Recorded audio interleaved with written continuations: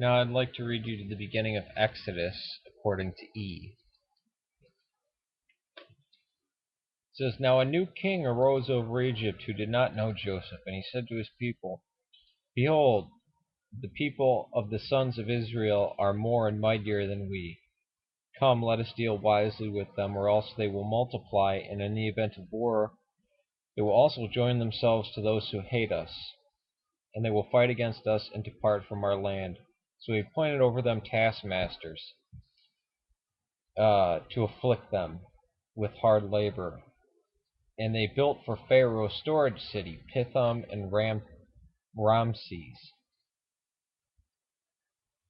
But the more they afflicted him, the more they multiplied, and the more they spread out, so that they were in dread of the sons of Israel.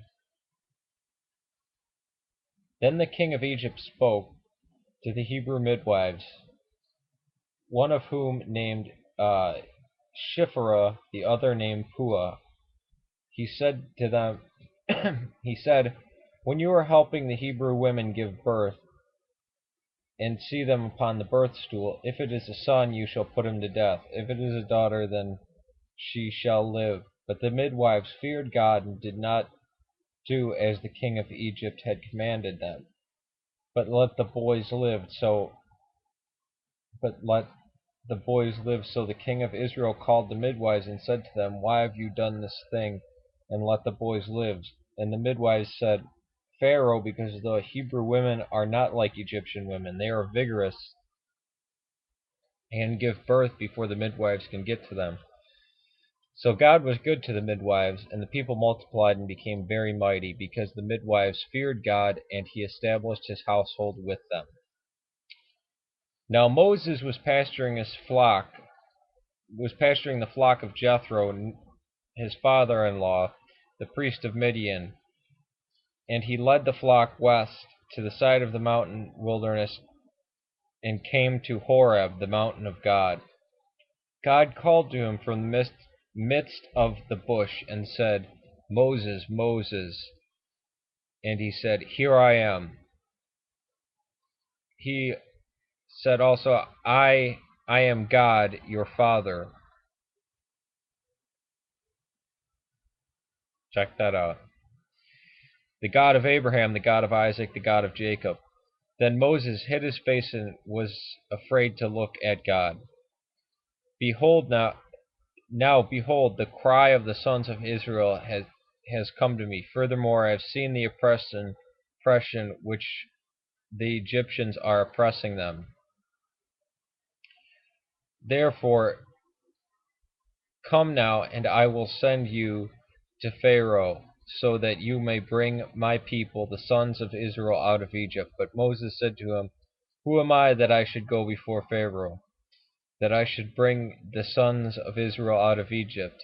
He said, Certainly I will be with you, and this shall be a sign unto you. It is I who have sent you. When you have brought the people out of Egypt, you shall worship God at this mountain.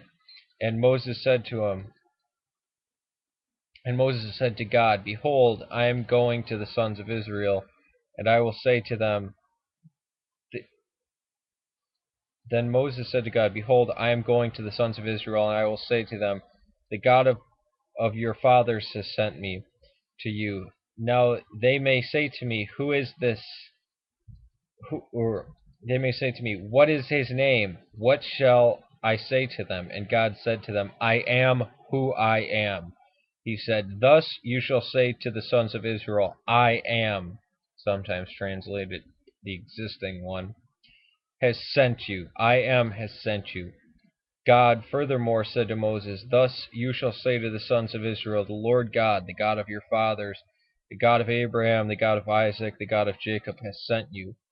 This is my name forever, and this is my memorial name to all generations. Go and gather the elders of Israel together and say to them that the Lord... See, this is the first time it uses that Yahweh stuff, the Lord, right after the burning bush, and this is in E. The God of your fathers, the God of Abraham, Isaac, has appeared to you, saying, I am indeed concerned about you, what has been done to you in Egypt. So I said, I will bring you up out of the affliction of Egypt to the land of Canaan, and the Canaanite, the Hittite, the Amorite, the Perizzite, the Hivite, and the Jebusite, to a land flowing with milk and honey, and they will pay heed. Now this is outlined. They will pay heed to what you say, and you with the elders of Israel will come to the king of Egypt and say to them, the Lord, the God of the Hebrews, has met with us. So now, please let us go a 3 days journey into the wilderness, that we may sacrifice unto the Lord. Now this is chapter 1 through 3 of Exodus. Moses isn't killing anybody. There's no escape story. There's no him being hidden in a basket. And there's no Aaron. It's just Moses with the elders. That's all God commanded. And he didn't. This is the first time the Lord, Lord, capitalized, is spoken. And it's after the explanation. And who did God first say that he was? I am your father. It's pretty striking. Look at this. See this. This is what I read. The green. Just the green.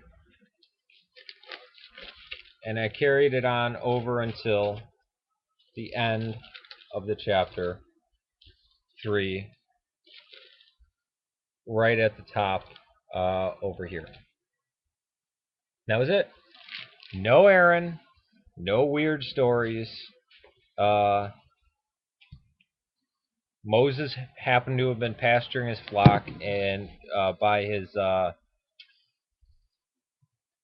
father-in-law. Doesn't tell how they met. That doesn't mean parts of J aren't true. I'm just giving you Eve's perspective over the first 3 chapters of what we now call the first 3 chapters of Exodus. Peace to you.